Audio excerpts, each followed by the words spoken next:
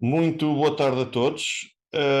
Um dos incidentes que eu gostaria de trazer para a análise, eu sei que foi no dia 29, mas eu prefiro esperar para ter material fidedigno que me permita tomar posição do que fazer uma análise apressada e sem uma base sólida probatório para me permitir tomar uma posição sobre situações que são delicadas e que investem ou focam-se em situações de vidas humanas que são perdidas, independentemente de se tratar de reclusos, de detidos, de criminosos de guerra, o que cada um quiser qualificar. Ora bem, a situação então diz respeito ao ataque à prisão de Yelenovka no Oblast de Donetsk e que, se vocês bem se lembram, houve a notícia de um edifício do Centro de Detenção para Julgamento de Yelenovka ter sido atingido no dia 29 com morteiros. Encontravam-se a aguardar ali julgamento os prisioneiros de guerra ucranianos, vários deles, perto de 200, cerca de 200, incluindo também membros do Batalhão Azov. E, segundo foi apurado, terão falecido 50 pessoas, 73 terão ficado feridos, e depois tivemos também, julgou que 8 guardas das instalações que também ficaram feridos. Eu, desde logo, naquele momento, aquilo que eu gostaria de recordar é que surgiu logo uma história de uma suposta conversa que foi gravada, surgiram logo as gravações que o poder ucraniano colocou cá fora, no exterior, sobre uma suposta conversa tida entre funcionários da prisão, sendo que um dos quais já estaria no local atingido no momento em que ele foi atingido. Portanto, ainda assim estaria a ter aquela conversação. Ora bem, se a conversa aconteceu após o ataque, pelo menos este indivíduo teria sobrevivido e teria até capacidade para conversar e para poder expor os factos e aquilo que ali estava a decorrer. Era importante perceber e poder validar se aquela gravação de facto é legítima, se é verosímil, se nós poderemos aproveitar para efeitos de investigação e depois perceber se houve alguma parte que foi manipulada ou não, porque houve quem sugerisse,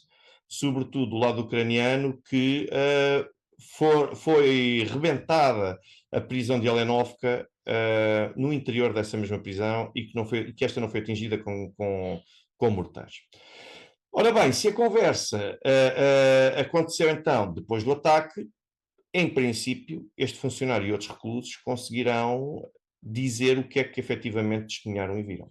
Depois nós temos outro problema, e a meu ver, este elemento é muito importante. É que John Kirby, na altura dos Estados Unidos, disse que se a Rússia atingiu esta prisão, então certamente não o fez de forma intencional.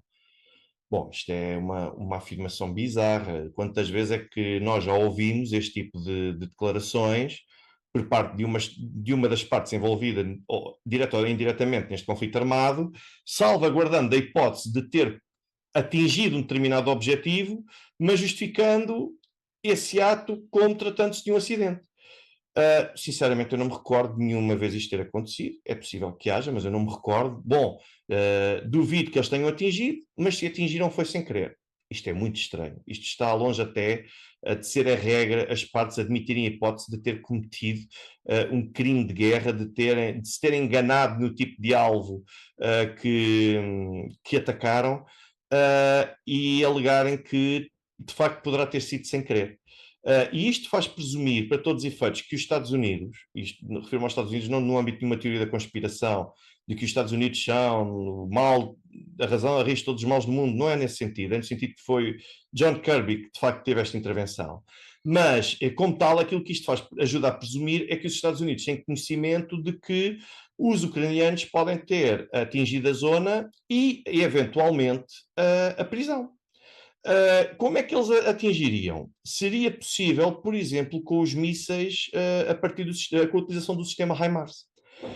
Este é um sistema que se tem definido ao longo do tempo que de facto é certeiro e que é eficaz. E agora a pergunta que se coloca é, mas falharia agora o HIMARS, o sistema HIMARS agora falharia a pontaria sobre o alvo? Portanto, eles queriam atingir um outro edifício e sem querer o HIMARS falhou e atingiu um outro edifício. Alguém validou aquele alvo, porque senão isto não teria sido possível, é a explicação mais plausível que de facto conseguimos encontrar. E se Tendo sido a Ucrânia, esse alvo foi validado por erro, isso, de facto, já é outra coisa. Porque existiam vários edifícios neste centro de detenção. Se eles queriam atingir um edifício e se terão enganado a colocar as coordenadas num outro edifício, isso é outra conversa. Mas com o sistema HIMARS tiveram de identificar expressamente, de forma muito concreta, as coordenadas e o local que de facto pretendiam que fosse atingido. Portanto, não há como fugir à questão de que houve aqui uma intenção de atingir o local com determinadas coordenadas. Agora, poderiam estar naturalmente enganados e querer atingir um local onde só se encontrassem russos e não necessariamente a área dos reclusos. Acabou por ser essa.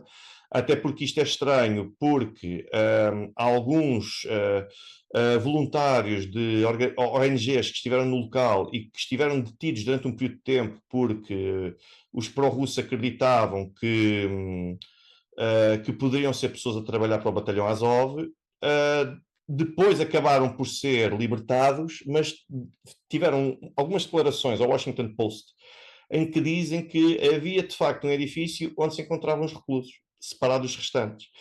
Os russos terão trocado e transferido os reclusos de um local para o outro, intencionalmente sabendo que aquelas pessoas tinham tido conhecimento, aqueles voluntários tinham tido conhecimento de como é que se processava a planta e como é que se organizava a prisão naquele local. Tudo isto são hipóteses às quais não consigo ter resposta neste momento. A verdade é que houve um edifício que foi atingido, foi certeiramente atingido, e o mais provável não é, naturalmente, ter à partida, tudo aponta para que tenham sido, através do sistema HIMARS, que tenham sido atingidos que todas aquelas pessoas que acabaram por falecer.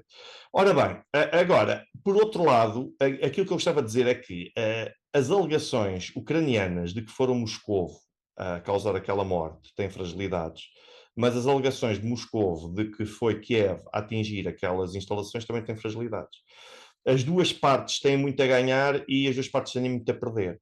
A Ucrânia tem a ganhar com o facto de eliminar testemunhas que possam ter conhecimento de alguns planos e de alguns dados sensíveis relativamente à estratégia militar ucraniana e à organização militar ucraniana. Podem até testemunhar contra pessoas que eventualmente no futuro possam vir a ser julgadas pela Aliança Pró-Russa, mas tem como desvantagem de que nunca mais poderão utilizar aquelas pessoas, aqueles profissionais e voluntários com conhecimento e com experiência para futuros ataques, caso hipoteticamente recuperassem aquele território um dia ou pudessem sequer negociá-los com prisioneiros de guerra russos. Portanto, perdem esse trunfo. Depois, e os russos também, por outro lado, acabam por perder esse trunfo para poder trocar. Portanto, esta é uma das desvantagens também dos russos. E, por outro lado, os russos têm a perder pelo facto de não os levarem a juízo e não poderem mostrar o exemplo que a justiça pode dar ao mundo para quem conduziu e cometeu crimes de guerra. Mas depois também tem uma vantagem, é que não se preocupam mais com estas pessoas e presumiu-os administrativamente como sendo culpados e eliminou-os sem ser necessário julgamento e sem ser necessário, entre aspas, perder tempo com o julgamento. Portanto, ambas as partes têm vantagens e desvantagens com este incidente, portanto, isto é extremamente complexo. Mas um dos argumentos que apontam à Rússia como sendo uma alegação que tem fragilidades, a meu ver, é falacioso. Porque a Rússia mostra imagens, na reportagem da RIA Novosti, a Rússia mostra imagens de estilhaços do sistema HIMARS. Mas isto por si só, naturalmente, dificilmente comprova que foram este tipo de mísseis, aqueles mísseis concretos que estão a ser filmados, a ser usados no ataque, uma vez que a Rússia já terá outras amostras de outros ataques. Mas a verdade depois é que a RIA Novosti não disse que aqueles estilhaços que mostram foram estilhaços que se encontraram no local. Pelo contrário, a imagem que a RIA Novosti usa até tem uma legenda que diz que são imagens de arquivo e tem um propósito único, que é o de ilustrar a reportagem que está a ser feita, porque não tiveram acesso ao terreno, logo não tem hipótese de mostrar outro tipo de elementos. Aliás, isso comprometeria desde logo as investigações se a RIA Novosti tivesse tido contacto direto com os estilhaços daquilo que alegadamente teria provocado aquele dano. Ora, depois, por outro lado, A Rússia disponibilizou-se para que o local fosse investigado pela Cruz Vermelha e pela ONU, mas rapidamente surgiram os meios de comunicação social ucranianos e ocidentais a dizer que a Rússia não deixou entrar a Cruz Vermelha.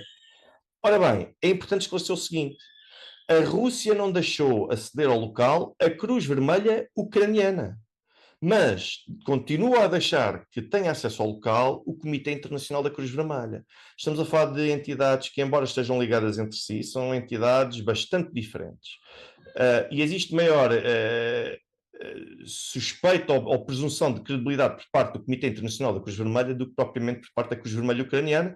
Aliás, basta ver como é que a própria Amnistia Internacional ucraniana geriu o recente relatório que surgiu de crimes de guerra. Isto só para vos dizer que não consigo ter uma resposta sobre o que é que efetivamente aconteceu naquele local. É preciso esperarmos pela investigação. Não vou tomar partido sobre nenhuma das partes, mas, à partida, existirão elementos concretos se demonstrar que existem estilhaços do sistema HIMARS naquele local e que podem ser imputados ao grau de destruição que aquele local sofreu, então, garantidamente, não terá sido aquele local destruído por ação russa e terá, isso sim, sido destruído por ação ocidental. Portanto, e com isto me despeço, espero ter deixado algum material mais para vocês também refletirem. Uma boa tarde.